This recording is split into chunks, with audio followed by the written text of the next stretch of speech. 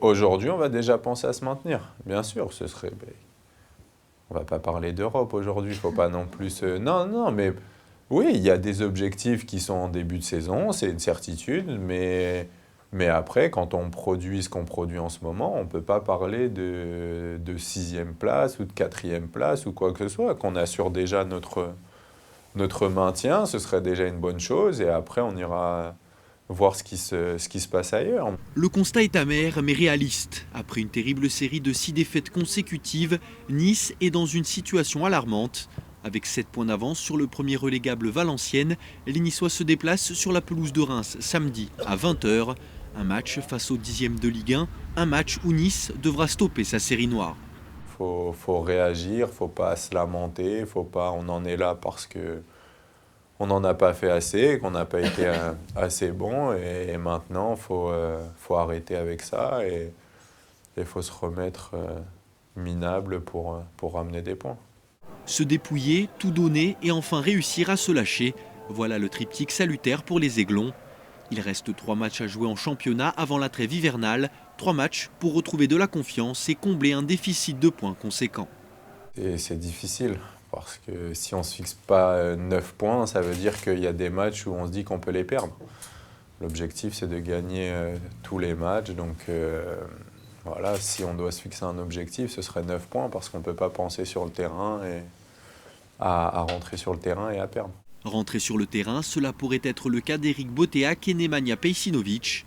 Toujours en phase de reprise, les 2 titulaires habituels pourraient réintégrer le groupe ce week-end. Suspendu contre Monaco, Grégoire Puel est de nouveau disponible.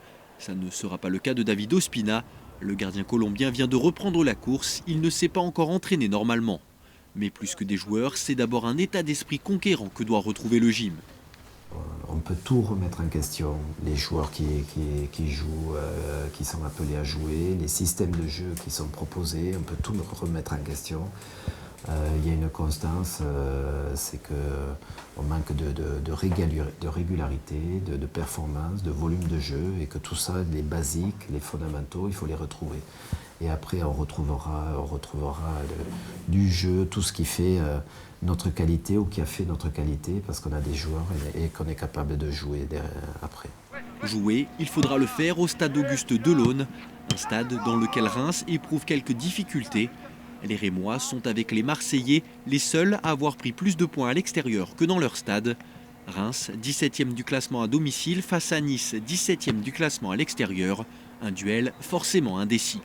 Je pense qu'aujourd'hui, manquer de respect à n'importe quelle équipe serait vraiment une grosse erreur de notre part vu notre situation. Donc je pense que si l'adversaire qui vient de perdre 6 matchs se dit qu'aller à Reims, c'est pas mal, Non, mais vraiment on se trompe. Non, non, non, mais même peu importe. Aujourd'hui, sincèrement, qu'on aille jouer Paris, Reims, après 6 défaites, je vois pas du tout ce que ça change. Ça voudrait dire qu'on se dit, bon, Reims, ça va aller.